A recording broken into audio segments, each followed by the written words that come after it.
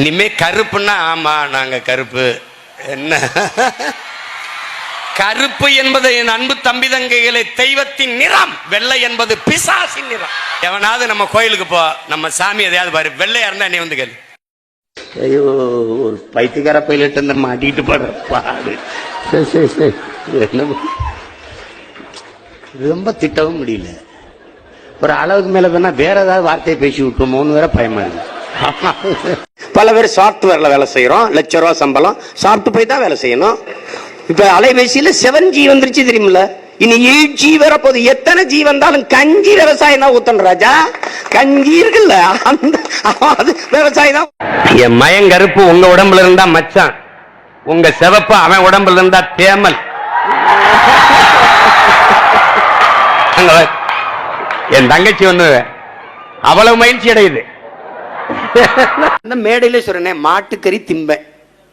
மாட்டுக்காக பேசுகிறார், போராடுகிறார், அப்புறம் மாட்டுக்கறி திம்பேனுங்கிறார். நான் போராடுறதே மாட்டுக்கறி திங்கத்தான். 1000 கோடி நிதி அளிக்கிறோம் அப்படி கிடையாது, 1000 கோடி நிதி ஒதுக்குறோம். ஐயா நீங்க ஒதுக்குற நீங்களே ஏன் எங்களுக்கு வரல அப்படின்னு என்ன நீங்க புரிஞ்சுக்கிட்டீங்க? ஏன் அவ்வளவு இடியட்டா இருக்கீங்க? நாங்க நிதி உங்களுக்கு கொடுக்குறோம்னு சொல்லி ஒதுக்குறோம் தானே சொன்னோம். கேக்குறேன், சீமான் நீங்க முதலமைச்சர் ஆகிற ஆசையில தான் கட்சி ஆரம்பிச்சீங்களாமே, அப்புறம் முச்சந்தில் நின்று கத்திட்டு சாகிறது கடை கட்சி ஆரம்பிச்சேன் நானு.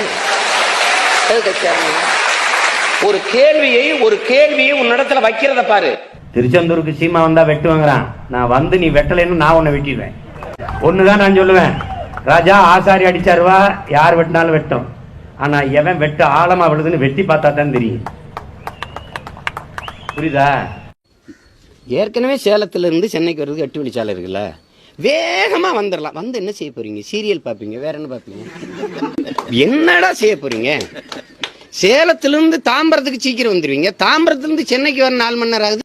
சீமானுக்கு நான் சவால் விடுறேன், முதல்ல உன் கிராமத்துக்கு போய் சேரி ஊரி ஒன்னாக்கு. ஒருத்தர் சொல்றாரு, நீ போய் ஊரையும் சேரியும் ஒன்னாக்கிட்டு வா. நான் ஒன்னாக்கிட்டு வரேன், நீ புண்ணாக்கு வைக்க போறியா? நீ என்ன வேலை பார்க்கிற? என்ன? மாணவிகள் கொலுசு அணிந்து பள்ளிக்கு வருவதால் மாணவர்களின் கவனம் திசை திருப்பப்படுகிறது என பள்ளி கல்வித்துறை அமைச்சர் கூறினார். வெளிநாட்டுல போய் தமிழ்நாட்டில இருந்து வர்றோம்னு சொல்லிடாத, வேற ஏதாவது ஊரை சொல்லு. உலகத்திலே உயர்ந்தவன் ஒருவன் தான்டா, உழுது விளைச்சு அறுத்து உலகத்துக்கு சோறு போடுறவன் தான்டா உலகத்திலே உயர்ந்தவன்.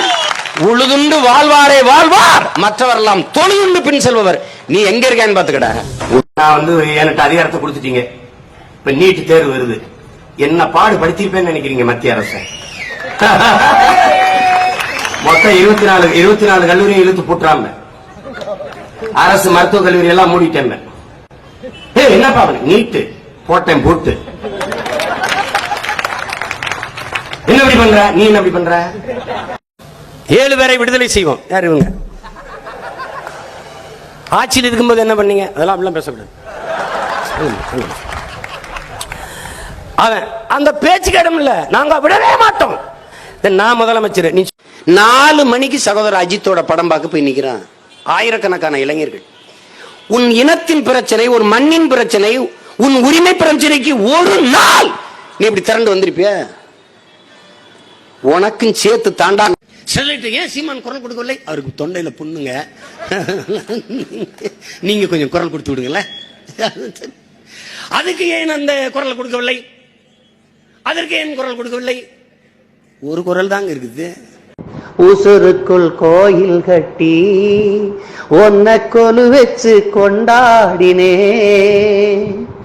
மழை பெஞ்சா தானே மண் வாசம், ஒன்ன நினைச்சாலே பூவாசந்தான். இதுவரை குட்டி குட்டி திடல்களை விளையாண்டு கொண்டிருந்த நாம் பெரிய திடல் 6 4 6 6 ஒரு பய அரசியல் பேச போறதில்ல, நம்ம தான் பேசுவோம். ஏவனா அரசியல் பேச போறதில்ல.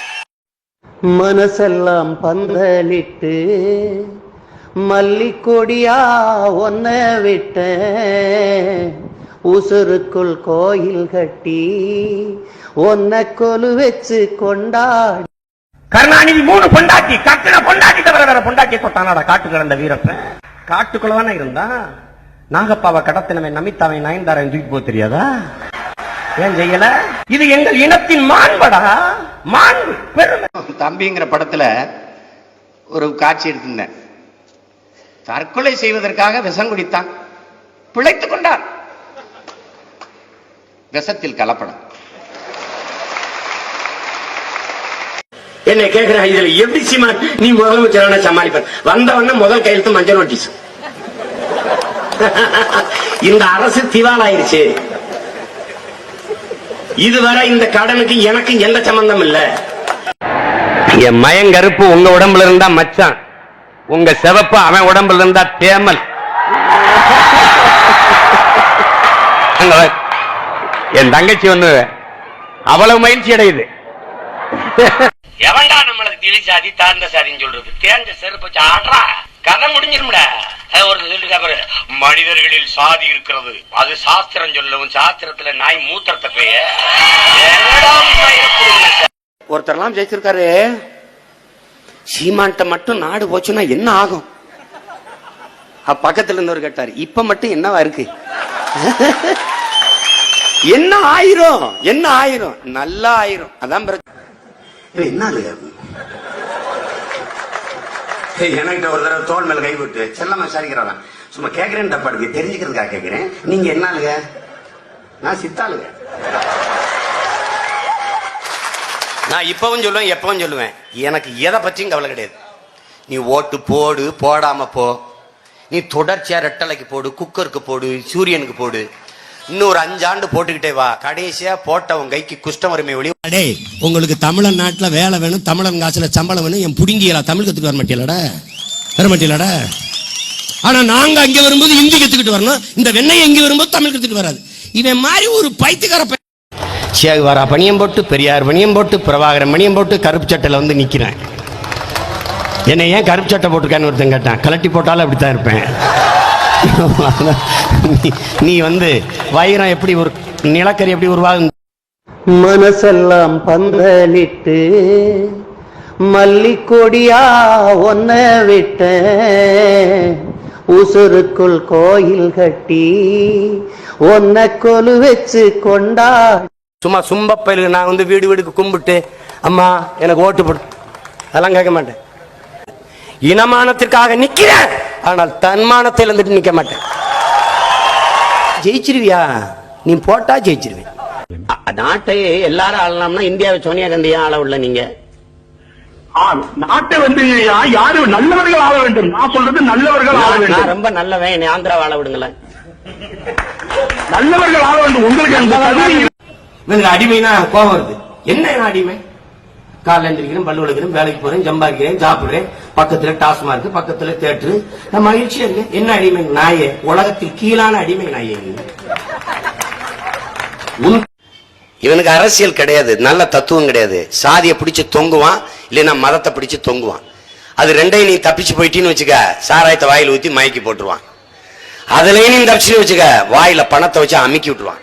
இதோட நீ ஒரு நாள் நான் அந்த நாற்காலியில உட்கார்வேன், நல்ல அப்பனுக்கு பிறந்த சிங்கரனை ஒரு மீன் அவன் பட தொடச்சிரு பார்ப்போம், செதறிடுவான் நடுக்கடல்ல. பன்னாட்டு செய்தி ஆயிரும், இன்டர்நேஷனல் இஷ்யூ ஆகிடுவேன் ஒரே நாள்ல. ஒரு பாட்டை கேட்கிறேன் நான். வீரத்துல கட்ட பொம்மே, சூரத்துல உம தொர, ரோசத்துல நீ ஒரு தேசுங்கு ராசா. பாட்டு 3 பேருமே தமிழ் இல்ல. அதாவது பறையன்னு சொல்றானா, பறையன்னு சொல்றானா? ஆமா நான் தான் எந்திரிங்கிறாரு. எப்படி சொல்றாரு பாருங்க. பறையன்னா ஆமா நான் தாங்க. என்னப்ப? எந்த சொல் உன்னை இழி சொல் என்று கருதி சொல்லப்படுகிறதோ அந்த சொல்லை எழுச்சி சொல்லாக மாத்துங்கிறார். அது இல்லாதவரை விடுதலை கிடையாதுங்கிறார். நான் ரொம்ப நல்லவன், உன்னை காதலிக்கிறேன், கடைசி வரை உன்னை கஷ்டப்பட விட மாட்டேன், கண்கலங்காம வச்சு காப்பாத்துவேன். இவ்வளவுதான் நான் சொல்ல முடியும். 840 மீனவர்கள் தம்பி பிரிட்ஜோட சொந்த நாட்டு குடிமகனை இன்னொரு நாட்டு ராணுவம் தாக்கி அழிக்குது. தடுத்து காக்காமல் உன் நாட்டு ராணுவம் அங்க என்ன புடுங்குது, என்ன புடுங்குது? AK-74 ஒண்ணு இருந்தது, பயிற்சி கொடுத்தாரு, சுட்டேங்கிற. உனக்கு என்ன வலிக்குது? உன்னை சுடாம விட்ட வரைக்கும் சந்தோஷம் பண்ணும்ல, அது வரைக்கும் சந்தோஷம் பண்ணுமா இல்லையா? அந்த டிக்டாக்ங்கிற செயலியை நிறுத்துங்க. ஏன்? பூரா பிள்ளைகளை என் பேச்சு எடுத்து பேசுது, பயந்துட்டேன். அவனுக்கு பிரச்சனை என்ன தெரியுமில்ல, இப்ப இந்தியாவுக்கு பல பிரச்சனை இருக்கு, அதுல பெரிய பிரச்சனையே நான் தான். அவனுக்கு என்கிட்ட எல்லாரும் எப்படி கேட்பாங்கன்னா, சீமான் நீங்க எப்படி தமிழர்களை கண்டுபிடிப்பீங்க அப்படின்னு. நிறைய கூட்டமா இருக்கிற இடத்துல பறை எடுத்து அடி. என்னை ஒருத்தர் ரொம்ப புதுசாலித்தனமா ஒரு கேள்வி கேட்டான், தோக்க போறோம் என்று தெரிந்து நீங்கள் இதற்கு போட்டியிடுகிறீர்கள். நான் கேட்டேன், நீ சாக போறேன்னு தெரியுதுல எதுக்கு சாப்பிடுகிறாய்? ஐயா பெரியார் சொல்றாரு பாருங்க, கள்ளு சாராயம் குடித்தவன் கூட படுத்து உறங்கி எழுந்தால் தெளிஞ்சிரும், ஆனால் சாதி மத போதை ஏறிடுச்சுன்னா ஒருத்தன் செத்தாலும் தெரியாது. ஏன்னா சமாதியில கூட சாதி பேரோட தான் எழுதி வைக்கிறான்.